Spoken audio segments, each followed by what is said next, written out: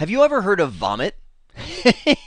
How's that to start things off, right? No. Voice over misconfigured internet telephones, of course. This little Linux-based utility, actually, you can read it right here, converts a Cisco IP phone conversation into a WAV file that can be played with ordinary sound players. Has also won the award for worst product name of the day. But utilities like this are everywhere. You can even use Wireshark to do this. You just grab the data from a voice call, and you can easily convert it to a sound file that you can distribute. So gone are the days where the intrusive people would be sitting out at the phone box with the alligator clips on the butt set and the wires clipped on, to try and hear what's happening. Now you can just sit there at your desk and capture people's data, which is why Cisco suggests, and I'll emphasize, highly recommends, to separate your voice and data into separate VLANs. Provides two big things. One is simple quality of service. Now, what do I mean by simple? It's much easier to try and match a subnet of devices. When you break into a separate VLAN, you come in here and you say, oh, well, this is the 10.1.1 subnet. And now I can just say everywhere in the network, wherever you see one of these IP addresses, put it on the pillow, glide it across the network, put it in front of everybody. It's a lot easier to do that than it is to try and distinguish voice packets from all the other things using access lists or NBAR. I mean, there's a lot of different quality of service tools that you can use, but none is simpler than just matching an IP address.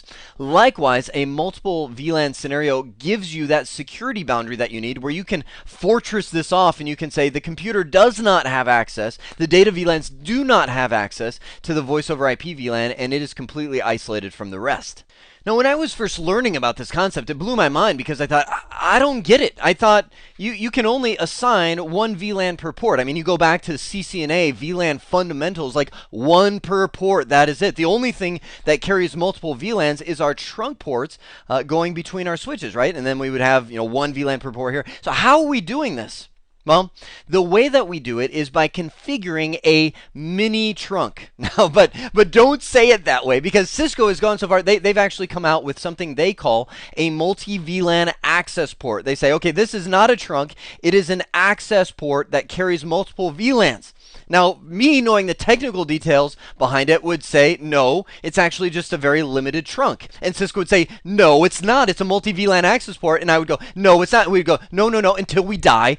But Cisco wins because you may see on the certification exam a question that says, is it a trunk or is it a multi-VLAN access port?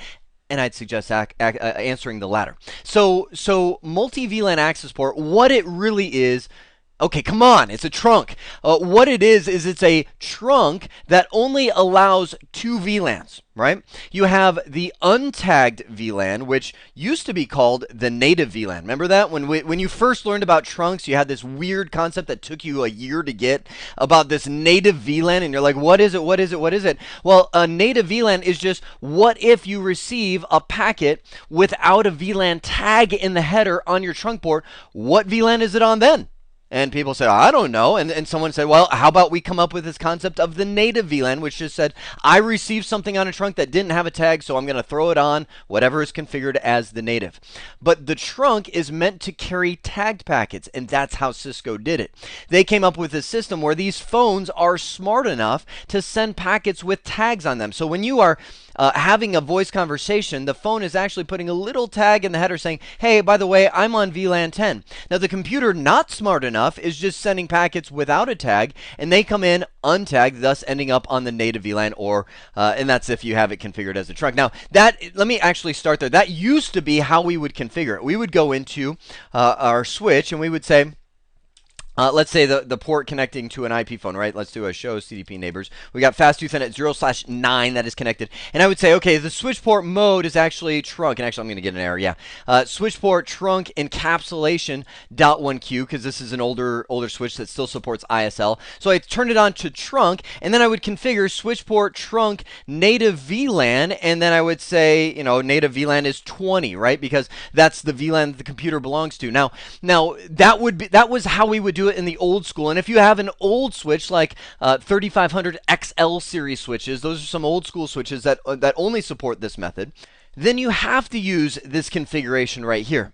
Now you might be saying, well, what's so wrong with that configuration, man? It seems functional, right? Well, it is, but it could lead to a horrific security error. As a matter of fact, the configuration I just showed you includes a horrific security error. What somebody could do, now I'm talking an evil person, they go into a cubicle that they know is configured this way, unplug the phone, and then plug in their own switch. Now, what VLANs does a trunk send by default?